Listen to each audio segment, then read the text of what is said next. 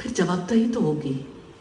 फिर अपनी जिंदगी और जिंदगी में जो कुछ मिला है इसके बारे में अपने रब को क्या जवाब देंगे कि जिंदगी कहाँ बसर करके आई और इस जिंदगी से कितना फायदा उठाया और जो पोटेंशियल था वो कहाँ लगा कर आए।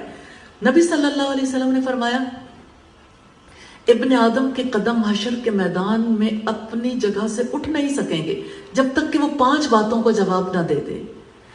उम्र किन कामों में गुजारी, जवानी किन कामों में पुरानी कर दी, माल कहाँ से कमाया, कहाँ खर्च किया, इल्म कितना हासिल किया, उस पर अमल कितना किया। फिर क्या जवाब देंगे, क्या जवाब होगा हमारा। कदम हमारे इख्तियार में नहीं रहेंगे। फैसले दुनिया में कर सकते हैं, तब फैसले नहीं कर पाएंगे, तब तो सिर्फ नतीजा बरामद होगा। आखिर ये जिंदगी इतनी सस्ती तो नहीं है कि हम बेनतीजा कामों में गुजार दें। अगर बेनतीजा जिंदगी गुजार कर चले गए, जिंदगी जाया करके चले गए, तो आप जानते हैं बेकार चीजों का अंजाम क्या होता है। यही बताने के लिए मोहम्मद रसूलुल्लाह सल्लल्लाहु अलैहि वसल्लम आए थे। तो आप सल्लल्लाहु अलैहि वसल्लम की लाई हुई तब्दीली इतनी बड़ी है कि उस तब्दीली का रास्ता रोकने के लिए आज दुनिया की कुव्वतें एक समत में काम कर रही हैं, और जो उस तब्दीली पर बिलीव करने वाले हैं, जो उसको हक मानने वाले हैं, उनकी ये सूरत हाल है कि अपने नबी से ही नाआशना है, अपने नबी के बारे में ही नहीं जानते।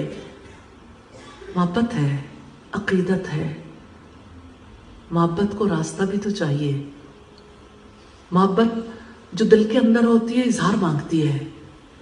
इसका इजहार भी हो सकता है आप as a human being, as a Muslim अपने नबी की जिंदगी को जरूर जानिए।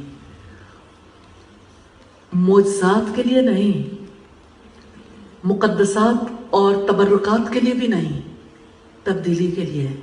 वो तब्दीली जो आप सल्लल्लाहु अलैहि वसल्लम लेकर आए। हमारे दिल भी रोशन हो सकते हैं, हमारी जिंदगी भी कारआमद हो सकती है।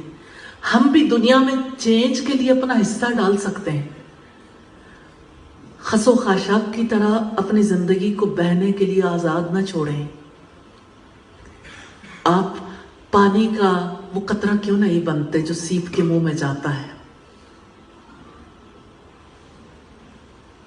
आपकी जिंदगी गौर हो सकती है उस इल्म के साथ जो रब्बुल इज्जत